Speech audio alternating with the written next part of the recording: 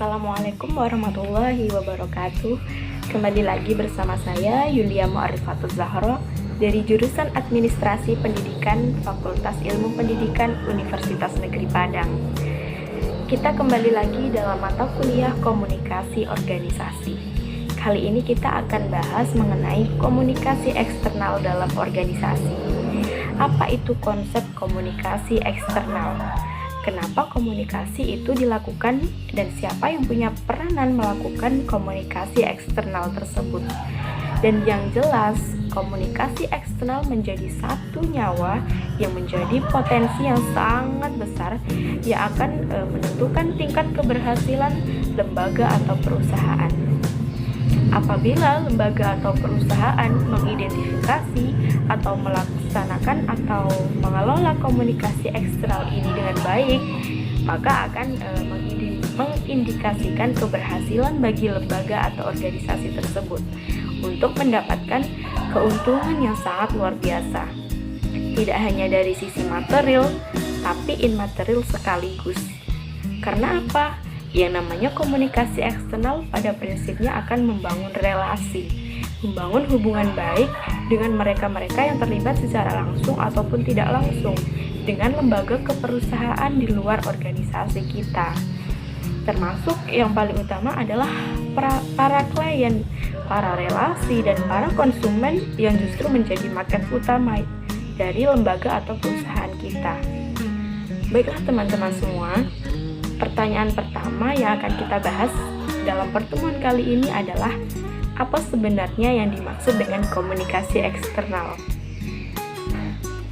Komunikasi eksternal atau external communication adalah satu proses penyampaian informasi atau pesan atau pertukaran pesan atau justru ini juga disebut atau diindikasikan sebagai satu strategi yang dilakukan dan dilaksanakan yang dimanfaatkan oleh satu perusahaan atau lembaga atau organisasi dimanapun untuk menjalin, menjaga, membentuk, mengembangkan hubungan. Tentu saja maksudnya adalah hubungan baik antara lembaga atau organisasi dengan mereka-mereka yang ada di luar organisasi yang pada akhirnya akan didesain sedemikian rupa untuk memberikan perhatian kepada lembaga yang kita kelola. Jadi memang tujuannya adalah untuk membangun hubungan baik dengan mereka-mereka yang ada di luar organisasi tempat kita bertugas. Komunikasi eksternal secara prinsip dalam satu organisasi itu juga dimaknai sebagai kegiatan komunikasi antara perusahaan atau organisasi dengan semua khalayak. Kita menyebutnya khalayak, berarti semua mereka yang terlibat dengan statusnya di luar lingkup organisasi, bahkan masyarakat pada umumnya yang berada di luar organisasi. Nah, komunikasi eksternal diperlukan, sangat amat diperlukan untuk mengetahui seberapa besar pengaruh organisasi pada lingkungan sekitar. Dan selain sebagai hubungan timbal balik, yang jelas peranan komunikasi dalam organisasi atau komunikasi eksternal ini adalah untuk mengendalikan sekaligus memantau organisasi agar tetap berada sesuai dengan jalur yang memang diharapkan atau menjadi tujuan awal dari lembaga atau perusahaan. Dengan begitu apa? Organisasi pada akhirnya mampu membentuk, mampu melakukan pengawasan atau evaluasi terhadap kinerja dan melihat bagaimana penilaian khalayak terhadap keberadaan organisasi tersebut. Karena pada prinsipnya, pada dasarnya organisasi memang dibentuk agar bisa memberikan manfaat yang luar biasa dan bisa berkontribusi kepada lingkungan sekitar. Dan dengan memperhatikan pendapat khalayak melalui komunikasi yang dibina atau yang dilakukan, mereka akan merasa memiliki keterlibatan dan juga akan mempunyai sense of belonging, paling tidak sehingga terciptanya hubungan timbal balik, hubungan baik antara organisasi dengan mereka para khalayak di luar organisasi kita. Tujuan dilakukannya strategi atau komunikasi eksternal. Jadi komunikasi eksternal juga dianggap sebagai sebuah strategi yang memang dipilih, yang dilakukan oleh lembaga atau organisasi ketika memang ingin menjadi satu pilihan untuk mempromosikan, untuk mengantarkan, untuk menyampaikan, untuk menjelaskan segala sesuatu yang memang ingin diantarkan kepada publik atau pada halayak. Dan ketika ini dianggap sebagai satu strategi, ini memiliki tujuan untuk meraih keuntungan sebesar-besarnya bagi perusahaan.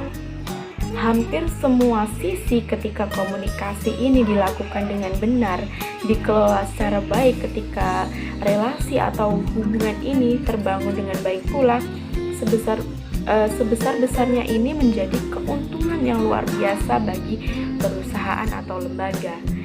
Nanti kita akan lihat apa saja bentuk dari komunikasi eksternal yang bisa dimanfaatkan, yang bisa dipilih oleh sebuah organisasi atau lembaga ataupun perusahaan.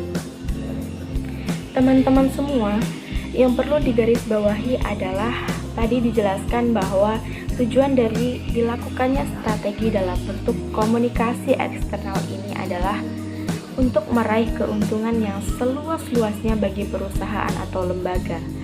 Kendati demikian, yang namanya komunikasi eksternal itu tidak sama dengan strategi pemasaran, meski komunikasi eksternal adalah sebuah strategi. Jadi perlu digarisbawahi bahwa komunikasi eksternal berbeda dengan strategi pemasaran pada umumnya. Kalau kita boleh tarik garis merahnya adalah strategi ini atau komunikasi eksternal fokusnya pada penyampaian nilai dari satu produk pada orang di luar perusahaan, seperti investor, pemegang saham, atau pelanggan termasuk klien, masyarakat pada umumnya, dan lain sebagainya. Dan biasanya perusahaan akan mencoba untuk memaksimalkan strategi ini dengan sebaik mungkin. Pasalnya kenapa? Selain untuk meraih keuntungan, komunikasi eksternal juga memiliki fungsi membangun citra dari lembaga atau perusahaan. Apabila citra perusahaan itu menjadi baik, tentu hal ini merupakan satu keuntungan yang luar biasa bagi mereka untuk menarik perhatian dari para pelanggan atau konsumen, atau dari masyarakat umum yang ada di luar organisasi atau terlibat secara langsung ataupun tidak, punya hubungan secara langsung ataupun tidak. Yang jelas mereka memiliki satu kondisi yang ikut serta membesarkan lembaga atau perusahaan tersebut. Selain itu, melalui strategi sebenarnya perusahaan melalui komunikasi eksternal ini, perusahaan atau lembaga atau organisasi sebenarnya juga akan mendapatkan berbagai macam feedback yang akan membantu lembaga atau perusahaan kita untuk berkembang lebih baik ke depannya. Jadi ini menjadi sangat krusial untuk dilakukan. Berkembang tidaknya sebuah lembaga atau perusahaan sangat dipengaruhi oleh seberapa hebat komunikasi atau terbentuknya, terbinanya komunikasi eksternal dengan mereka-mereka yang ada di luar lembaga atau organisasi kita. Apa saja bentuk dari feedback yang dapat diberikan oleh klien, pelanggan, bahkan dari investor secara langsung dan masyarakat pada umumnya.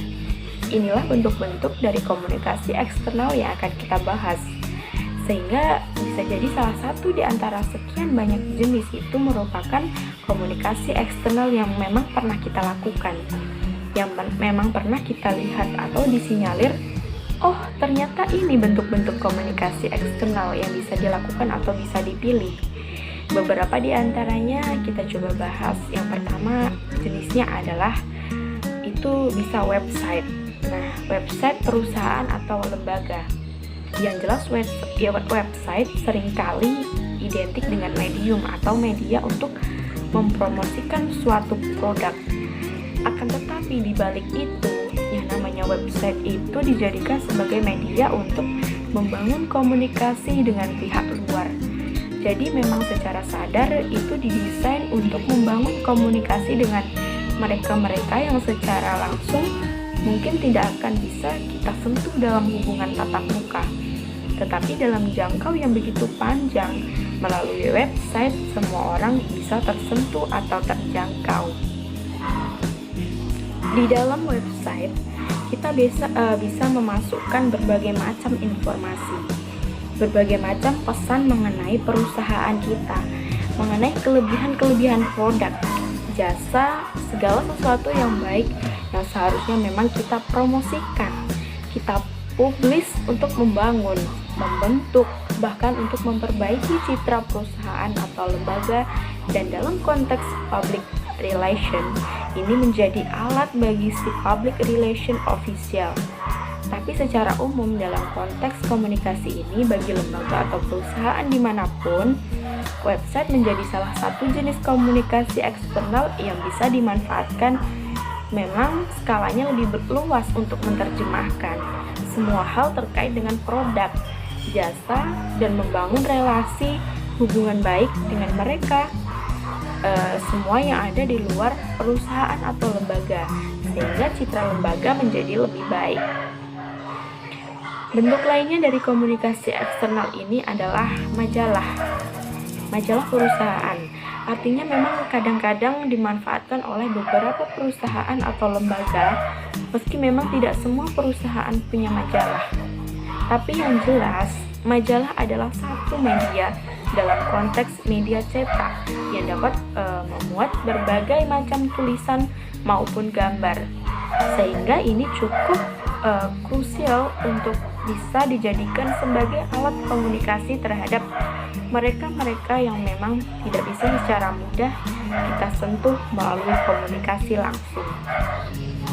Nah, dalam suatu organisasi atau perusahaan, peran dari media massa, khususnya majalah perusahaan, ini bisa dimanfaatkan untuk mempromosikan organisasi kepada khalayak, sehingga mereka lebih mengenal organisasi. Kemudian kolom-kolom majalah dari yang kita desain bisa diisi dengan berbagai macam rubrik, misalnya visi organisasi, rencana kegiatan organisasi, berbagai program, berbagai kegiatan yang notabene sebenarnya mengangkat harkat dari lembaga kita. Ada juga beberapa kelebihan dari majalah sebagai external communication satu lembaga, yaitu lebih menarik, full color, bisa tahan lama, dan di sini bisa dimuat lebih detail sesuai dengan keinginan perusahaan atau lembaga, dan cenderung bisa lebih lengkap dibandingkan media yang lain. Namun kekurangannya adalah organisasi atau perusahaan memang dituntut memiliki budget yang lebih cukup untuk mencetak majalah secara berkala, karena biaya produksi untuk satu majalah memang beda, tidak kecil, dan majalah dicetak bukan hanya satu dalam jumlah yang relatif kecil. Justru semakin sedikit dicetak, semakin besar biayanya. Makanya memang salah satu kendala yang dialami oleh lembaga ketika menjadikan ini sebagai salah satu jenis untuk komunikasi eksternal yang dipilih, yaitu tadi terkait dengan budget yang sangat lebih besar. Yang berikutnya adalah press release atau media rilis. Press release itu dimuat dalam majalah, namun majalah tidak selalu memuat press release. Press release itu adalah satu berita, satu konteks terbaru yang disampaikan oleh organisasi kepada khalayak. Bisa apapun bentuknya, dapat dipublikasikan melalui televisi, melalui radio, media cetak termasuk majalah, media online, dan lain sebagainya. Selain berita, dapat pula berisi informasi tentang organisasi yang memang belum banyak diketahui oleh publik atau khalayak, dan biasanya press release hanya berfokus pada satu berita penting, sehingga berita dalam press release lebih mudah untuk diingat oleh para klien atau para publik atau khalayak kita. Contohnya, berita yang dapat disampaikan melalui press release itu yang berita pencapaian organisasi, prestasi organisasi, kegiatan terkini, produk, dan lain sebagainya. Fokus pada satu titik yang ingin dipublish, yang ingin dipromosikan melalui media rilis tadi. Apalagi yang berikutnya? Yang berikutnya adalah brosur. Brosur barangkali juga merupakan satu pilihan dari komunikasi eksternal. Salah satu jenis begitu juga dengan poster. Kalau brosur sifatnya sederhana dan tujuannya menjadi sangat jelas, lebih simpel dari yang lain. Dan isi dari brosur biasanya langsung menjurus ke satu titik masalah, sehingga khalayak dapat memahami isi secara umum dalam sekali baca. Dan brosur ini biasanya dibagikan di tempat-tempat umum yang dapat dijangkau masyarakat banyak. Tapi ya itu tadi, kekurangannya adalah gampang dilupakan, gampang dibuang oleh mereka-mereka yang sudah membaca atau menerima dari brosur tersebut. Kalau poster hasilnya mungkin lebih maksimal dibandingkan dengan brosur, maka dibutuhkan kemampuan untuk membuat poster yang menarik, yang mampu mengundang khalayak untuk memahami maksud informasi dari poster tersebut. Dan ini merupakan media gambar yang sebenarnya. Jadi mesti didesain dan dimanfaatkan sedemikian rupa. Ada beberapa jenis lain dari komunikasi eksternal yang bisa dimanfaatkan oleh kita sebagai penanggung jawab atau pimpinan lembaga keperusahaan. Apa saja itu? Konferensi pers, yaitu di mana narasumber mengundang wartawan atau jurnalis untuk mengumumkan satu hal yang penting. Tujuan dari konferensi pers ini adalah untuk memberikan kepastian mengenai sesuatu agar menjadi jelas bagi orang lain. Dan biasanya konferensi pers ini dimulai dengan pernyataan dari narasumber yang sudah ditentukan, yang sudah dipilih lembaga atau perusahaan, dan kemudian dilanjutkan dengan sesi tanya jawab. Berarti mereka-mereka yang menjadi narasumber adalah mereka yang dipersiapkan, yang dipilih sebagai orang yang paling tahu dengan masalah perusahaan, dengan produk yang dimiliki oleh perusahaan.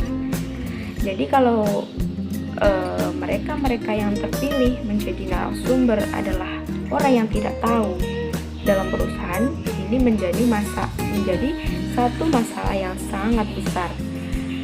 Dan organisasi menggunakan konferensi pers biasanya untuk mempromosikan produk terbaru dari sebuah lembaga atau organisasi. Ini juga menjadi salah satu pilihan dan bermanfaat untuk semua pihak, baik narasumber maupun para jurnalis, sehingga perlu adanya kerjasama yang baik antara jurnalis atau media, tempat ruang kita memanfaatkan berita-berita untuk dirilis, termasuk dengan para juru tulisnya untuk mempublish berita yang kita inginkan, sehingga ada satu kesepakatan yang sama ketika hubungan baik itu terbangun, dan itu adalah komunikasi eksternal. Dan banyak lain contoh yang kadang-kadang sederhana juga merupakan bentuk lain dari komunikasi eksternal yang kadang-kadang tidak kita duga. Misalnya apa? Bakti sosial. Ternyata bakti sosial juga merupakan bagian dari komunikasi eksternal yang kita bangun dengan masyarakat di sekitar perusahaan berada. Yang lain misalnya adalah pameran. Pameran juga bentuk dari komunikasi eksternal yang kita lakukan secara tidak langsung untuk memperkenalkan barang-barang produk atau segala sesuatu yang ada di perusahaan untuk dikenali, untuk digambarkan, untuk bisa disentuh dan dirasakan langsung oleh masyarakat atau khalayak di luar organisasi. Live event. Nah, ini juga untuk kondisi sekarang ini jauh lebih dimanfaatkan oleh lembaga atau perusahaan besar. Live event lebih menarik, lebih hidup, lebih punya nyawa karena akan bersentuhan langsung dengan masyarakat atau khalayak yang sebenarnya kita bisa jadikan sebagai target market. Nah, live event ini tentu saja mengangkat berbagai kegiatan, berbagai acara, program yang sudah kita desain dalam rangka menyampaikan message atau informasi tertentu terkait dengan produk, tentang perusahaan, tentang hal apapun yang ingin kita publish dan perkenalkan kepada masyarakat atau khalayak tadi.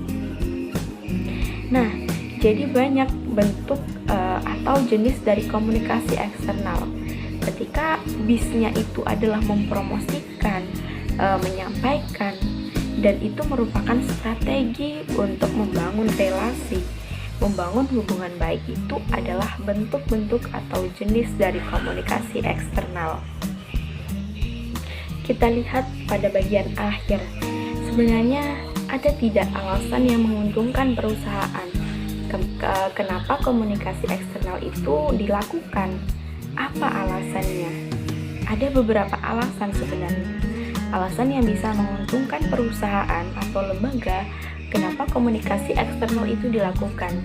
Kenapa organisasi atau perusahaan harus mengelola, mendesain komunikasi eksternal ini, dan harus memilih jenis yang tepat ketika ingin melaksanakan atau menentukan media yang tepat untuk melaksanakan komunikasi eksternal ini? Minimal ada dua alasan yang menguntungkan perusahaan. Yang pertama yaitu komunikasi eksternal itu adalah untuk membentuk persepsi dan opini publik. Jadi semakin baik kita mendesainnya, semakin siap kita mengelolanya, semakin hebat komunikasi yang dilakukan, maka yang terbentuk adalah persepsi positif, persepsi publik, persepsi khalayak, persepsi investor, persepsi klien, persepsi konsumen, persepsi masyarakat pada umumnya terhadap lembaga atau perusahaan kita menjadi lebih efektif. Sehingga akhirnya apa? Ini akan mengangkat derajat, mengangkat nama baik, mengangkat nama besar dan citra perusahaan. Jadi selain strategi penjualan, persepsi dari publik juga mempunyai peran yang sangat besar, yang sangat penting dalam meningkatkan penjualan, bahkan penjualan dari produk yang kita punya. Nah, ketika pelanggan mempunyai persepsi yang baik terhadap sebuah branded, kita contohkan perusahaan. Ketika pelanggan mempunyai persepsi yang baik tentang sebuah branded yang kita punya, mereka tidak akan segan-segan untuk membelinya meski dengan harga yang lebih tinggi. Kenapa? Brandednya itu dipercaya, kualitasnya bagus, dan mereka tidak akan lagi pernah melirik brand-brand yang lain.